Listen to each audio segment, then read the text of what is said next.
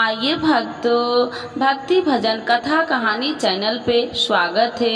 आइए आज सुनेंगे सावन पूर्णिमा के दिन अमावस्या और पूर्णिमा दो बहनों की कहानी। यह कहानी आप लोग जरूर सुने। सुनने मात्र से होती है समस्त इच्छाओं की पूरी। तो एक बार बोलिए प्रेम से शिव जी की जय, माता पार्वती की जय, गौरी पुत्र गणेश भगवान की जय। अमावस्या और पूर्णिमा दो बहनों की कहानी।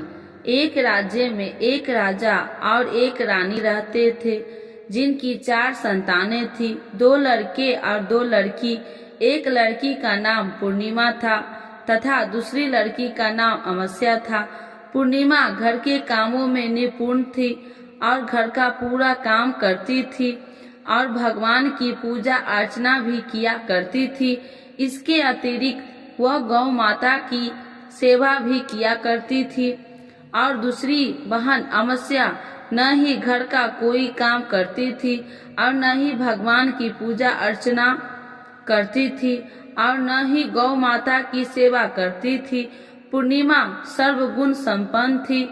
फिर भी राजा और रानी अपने दोनों बेटे तथा पुत्री अमावस्या को ही प्यार किया करते थे और वह पूर्णिमा से प्यार नहीं करते थे, उसके साथ भेदभाव करते थे। राजा के चारों पुत्र और पुत्री धीरे धीरे बड़े हो रहे थे। जब वे बड़े हो गए, राजा ने अपने दोनों पुत्रों का विवाह योग्य कन्याओं के साथ करा दिया। इसके बाद रानी ने राजा से कहा कि अब दोनों पुत्री का विवाह के योग्य हो गई है और इन दोनों का विवाह भी करा दो, लेकिन पुत्री अमावस्या का विवाह किसी बड़े खानदान में कराना और पूर्णिमा का विवाह किसी गरीब परिवार में कराना, क्योंकि पूर्णिमा को केवल भगवान की पूजा पाठ करना ही पसंद है और गाय की सेवा करना पसंद है।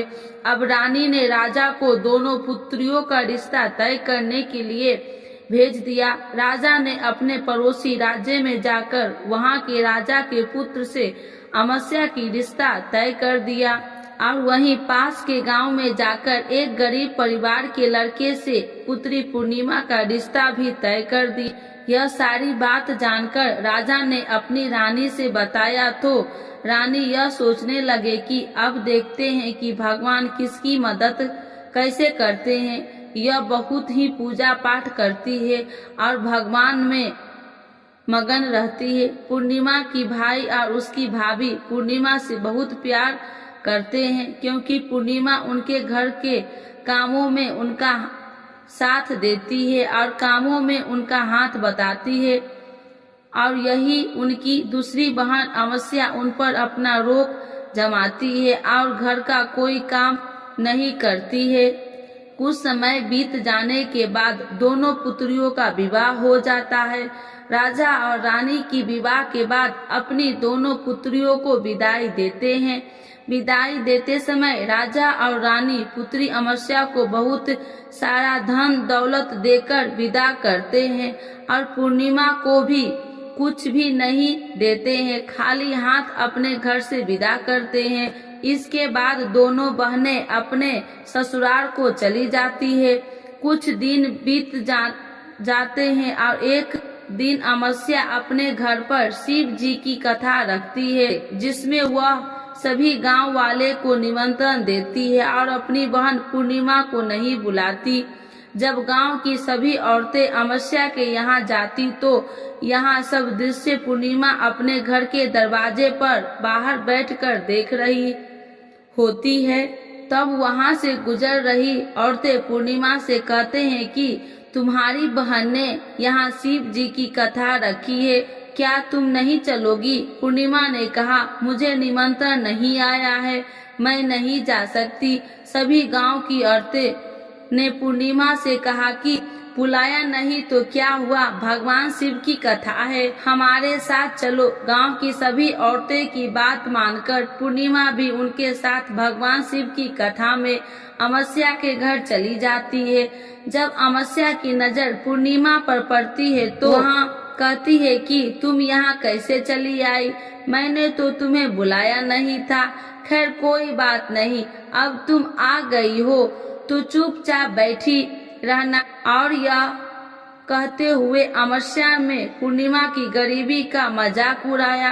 पूर्णिमा की आंखों में आंसू आ गई और रोते रोते मन ही मन में पूर्णिमा भगवान शिव से विनती करती है, हे भगवान, क्या पूजा पाठ करना गलत है? गौ माता की सेवा करना गलत है? आखिर मेरी गलती क्या है? आप मुझ पर अपनी कृपा दृष्टि कब बनाएंगे? पूर्णिमा बार बार भगवान शिव से यही कहती रहती है। इतने में शिव कथा पूरी हो जाती है और अमरस्या भगवान का प्रसाद बांटने लगती है। वह सभी लोगों को प्रसाद देती है, लेकिन पूर्णिमा को वहाँ प्रसाद नहीं देती। पूर्णिमा बिना प्रसाद के ही अपने घर लौट जाती है।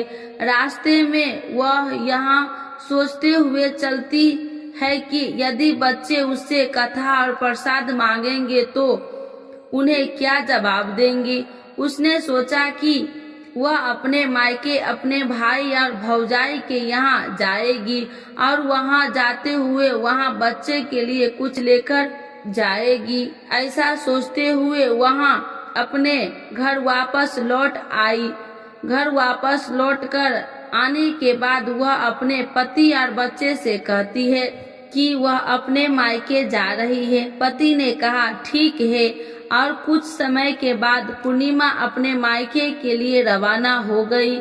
चलते चलते रास्ते में एक चबूतरा आया जिस पर तुलसी का पौधा लगा था। उस चौधरी पर एक बूढ़ी अम्मा बैठी हुई थी। वह कोई और नहीं, साक्षात तुलसी माँ थी। उस बूढ़ी माता ने पूर्णिमा से कहा, बेटिया तुम कौन हो और कहाँ जा रही हो? पूर्णिमा अपना परिचय देती है।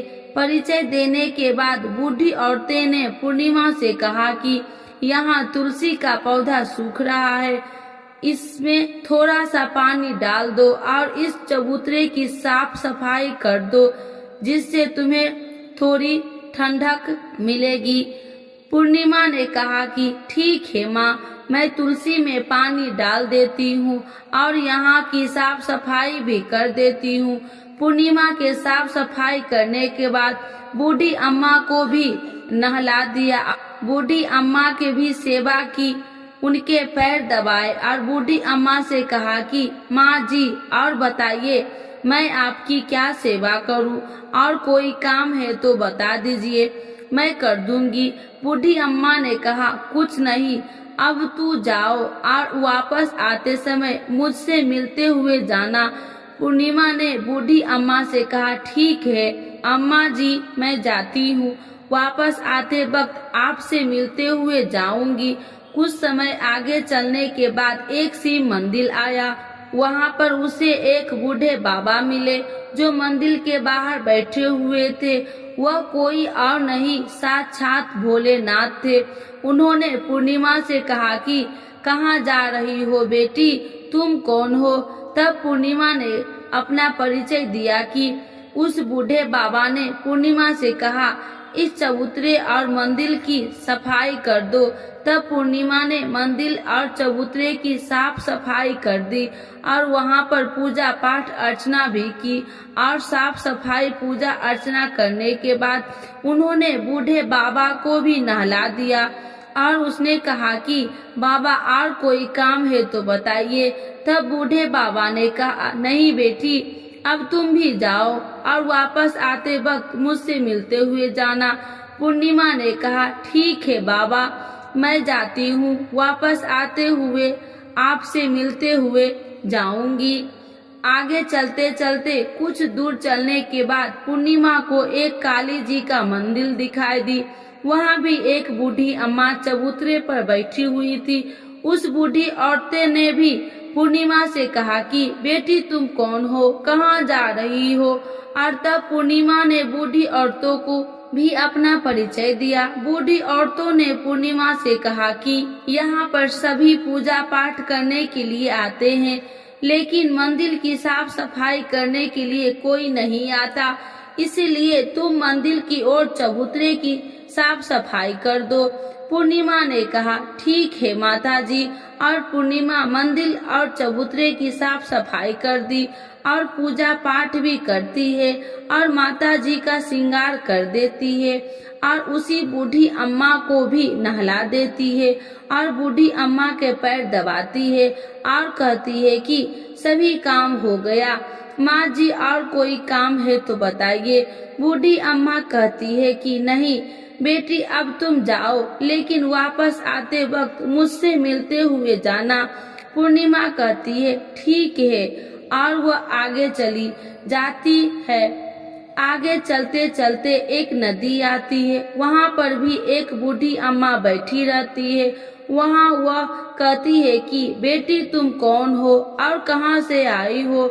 उसे भी पूर्णिमा अपना परिचय दिया। बूढ़ी औरतें पूर्णिमा से कहती है कि नदी पर स्नान करने तो यहाँ पर सब आते हैं, लेकिन यहाँ की साफ सफाई कोई नहीं करता, इसीलिए तुम इस किनारे पर साफ सफाई कर दो। पूर्णिमा कहती है ठीक है माताजी, और वहाँ की साफ सफाई कर देती है। उस बूढ़ी अम्मा के पैर दबा देती है और कहती है कि माँ जी और कोई काम है तो बताइए। बूढ़ी औरतें कहती है कि कुछ नहीं बेटी तुम जाओ, लेकिन वापस आते वक्त मुझसे मिलते हुए जाना। वहाँ नाव में बैठकर नदी के दूसरे किनारे पहुंच जाती है और वहां अपने मायके के घर पहुंच जाती है। वहां पर पूर्णिमा के भाई और भाभी देखकर बहुत खुश हो जाते हैं और वे पूर्णिमा की बहुत खातिरदारी करते हैं और उससे बहुत सारी बातें करते हैं और कहते हैं कि बच्चे को भी साथ लेकर आती हूँ, बहुत अच्छा होता। अब कुछ समय बाद पूर्णिमा ने वापस अपने ससुराल जाने के कहा तो उसकी भाभी ने उसके लिए एक साड़ी दी और खेले में बच्चे के लिए कपड़े और खाने पीने का भी कुछ चीजें रख दी और कहा कि तुम बहुत दिनों के बाद आती हो। और पूर्णिमा की भाभी ने यह थैला पूर्णिमा के हाथ में दे दिया और कहा कि जाओ जल्दी वापस आना।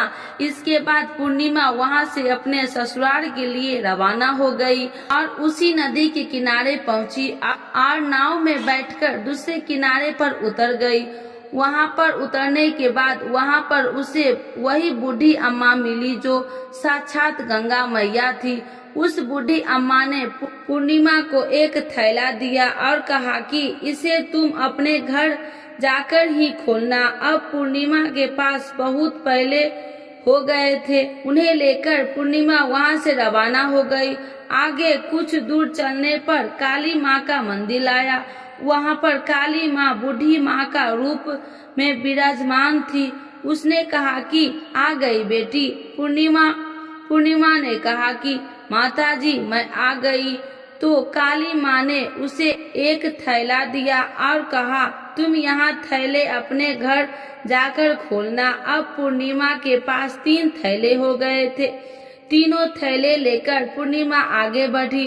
कुछ दूर जाने पर शिव जी का मंदिर आया, जहाँ बूढ़े बाबा के रूप में शिव जी स्वयं विराजमान थे। बूढ़े बाबा ने कहा पूर्णिमा तुम वापस आ गई। पूर्णिमा ने कहा हाँ बाबा मैं वापस आ गई हूँ। बूढ़े बाबा ने भी पूर्णिमा को एक थैला दिया और कहा कि यह थैला तुम घर जाकर ही खोलना। पूर्णिमा ने कहा ठीक है बाबा। अब पूर्णिमा के पास 4 थैले हो गए थे।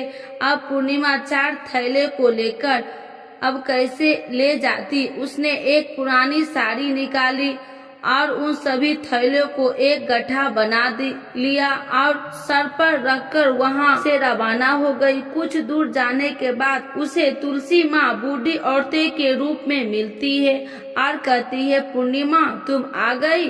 पूर्णिमा कहती है हाँ माताजी मैं आ गई। वह बूढ़ी औरतें भी उसे एक थैला देती है और कहती है कि यह थैला तू अपने घर जाकर खोलना। पूर्णिमा कहती है कि ठीक है माँ जी। अब पूर्णिमा के पास 5 थैले हो गए। पूर्णिमा वहां से रवाना हो गई। वह वापस अपने घर पहुंच गई। पूर्णिमा ने अपने बच्चे को नीचे रखा और सबसे पहले अपने मायके के थैला खोलकर देखने लगी। उसमें बच्चे के लिए अच्छे अच्छे कपड़े और खाने पीने की चीज थी और उसने गहने भी थे।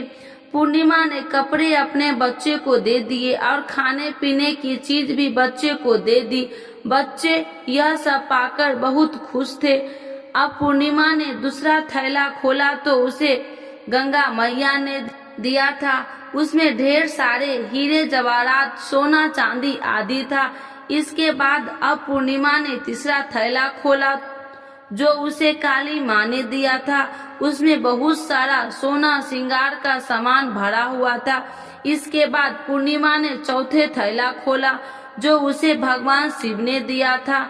उसमें बहुत सारा धन संपत्ति भरा हुआ था और बहुत सारी खुशियां भरी हुई थी। इसके बाद वह पूर्णिमा ने पांचवा थैला खोला जो उसे तुलसी माँ ने दिया था। उसमें चावल, दाल और 7 प्रकार के खाने की चीज से भरा हुआ था। अब पूर्णिमा के घर में किसी चीज की कमी नहीं थी। उसका घर धन धान्य से भरा हुआ था और परिपूर्ण था। अब पूर्णिमा और उसका परिवार सुख में जीवन व्यतीत करने लगे। अब पूर्णिमा के मन में विचार आया कि क्यों न शिव जी की कथा कराई जाए और शिव जी की कथा में एक कार्यक्रम रखा।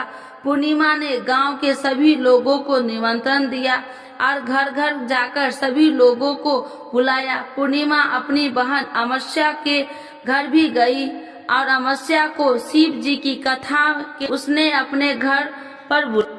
जब अमावस्या पूर्णिमा के घर शिव जी की कथा में आई तो उसने देखा कि पूर्णिमा के घर में किसी भी चीज की कोई कमी नहीं है। इतना सारा धन दौलत देखकर अमावस्या आश्चर्यचकित हो गई। उसने पूर्णिमा से कहा कि तुम्हारे घर में इतना धन और दौलत कहाँ से आई? पूर्णिमा ने कहा, देखो बहन, तुमने शिव जी की कथा में मुझे नहीं बुलाया था, फिर भी मैं चली आई। तुमने मुझे प्रसाद तक नहीं दिया और मेरी गरीबी का मजाक भी उड़ाया। इसके बाद मैं अपने घर आ गई। घर आते हुए मन की मन सोच रही थी कि अपने मायके जाऊंगी और मैं अपने मायके चली गई। जो कुछ घटना उसके बीच हुई वह सभी घटना अपनी बहन अमावस्या को बता देती है। तो अमावस्या कहती है कि तुम भी मुझे प्रसाद मत दो, मैं मुझे डांट लो। लेकिन पूर्णिमा ने कहा कि यह तो भगवान का प्रसाद है, मैं तो सबको दूंगी और तुम्हें भी दूंगी। फिर भी अमावस्या ने प्रसाद नहीं लिया और वह सीधे अपने घर चली गई। घर जाकर अपने बच्चे से कहकर वह अपने मायके जाने के लिए तैयार हो गई और मायके के लिए निकल गई। उसने भी रास्ते में चलते चलते तुलसी माँ मिली जो चबूतरे पर बूढ़ी माँ के रूप में बैठी हुई थी। बूढ़ी माँ ने अमावस्या से कहा कि बेटी तुम कौन हो और कहाँ जा रही हो? अमावस्या ने अपना परिचय दिया। बूढ़ी माँ ने कहा, बेटी यह तुलसी का पौधा है, सूख रहा है, इसमें थोड़ा सा पानी डाल दो और इस चबूतरे की साफ सफाई कर दो। इस पर अमावस्या ने कहा, बूढ़ी तुझे दिखाई नहीं दे रहा है कि मैं इतनी महंगी साड़ी पे। वहां से आगे चली गई। आगे जाने पर उसे भगवान शिव मिले, जिसे भी उसने ऐसा ही कहा। जिसके बाद आगे जाने पर उसे काली माँ मिली, से भी उसने यही सारी बात कही। आगे जाने पर उसे गंगा माँ मिले, जिसे भी उसने यही सब कहा और आगे चली गई। इसके बाद अमावस्या जब नाव में बैठने लगी तो उसे गांव में फूलों की जगह कांटे भर गए जो उसके पैर में चुभ रहे थे। किनार पर उतरकर वहां अपने मायके चली गई। वहां उसे कई भाभी ने तथा भाइयों ने देखा तो मन ही मन कहने लगे कि काम की न काज की, 2.5 मन अनाज की अब आ गई हो तो ठीक है। पूर्णिमा तो हमारे कामों में हाथ बटाती थी, यह कोई काम करेगी तो नहीं। अब उन्होंने खाना बनाया और खा पी कर सभी सो गए। अमावस्या जब सुबह उठी और अपनी भाभीयों से कहा कि मैं अपने ससुराल जा रही हूँ, उन्होंने कहा कि ठीक है जाओ। अमावस्या बोली, पूर्णिमा को तो तुमने एक थैला दिया था और मुझे भी नहीं दोगी क्या?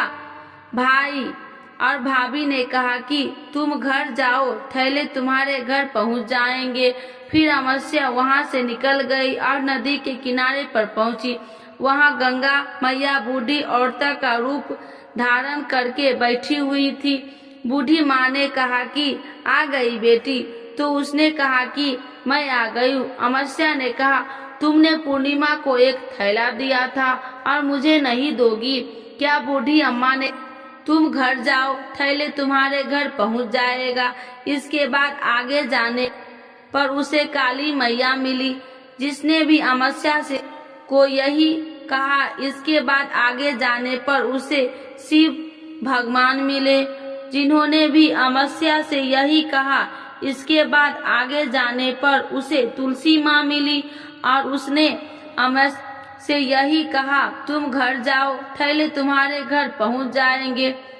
अमावस्या अपने घर पहुंच गई। आंगन ने देखा तो वहां 5 थैले पड़े हुए थे। अमावस्या ने मन ही मन सोचा कि अब तो मेरे पास बहुत सारी धन और दौलत आ जाएगी। जल्दी जल्दी उसने सभी थैले को खोला। किसी में मिट्टी थे, किसी में पत्थर, किसी में कंकड़ और किसी में कोयला।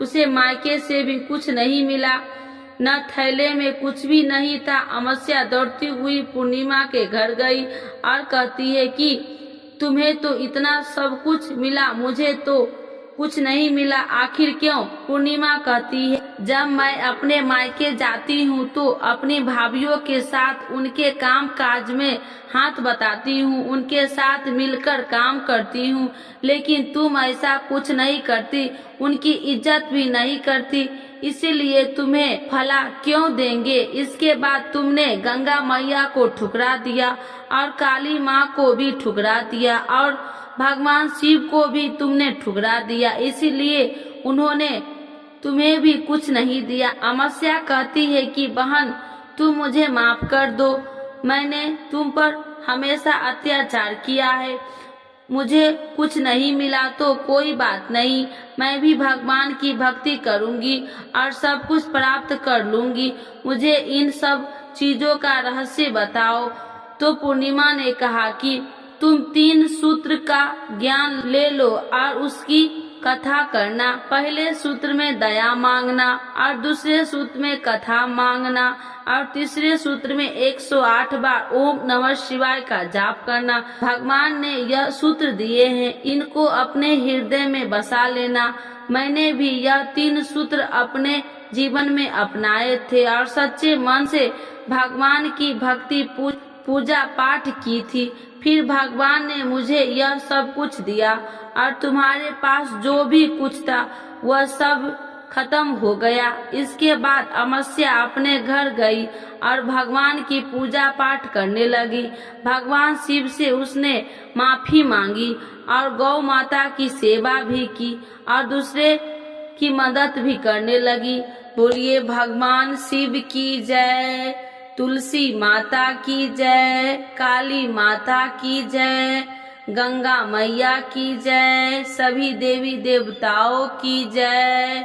हर हर महादेव, हर हर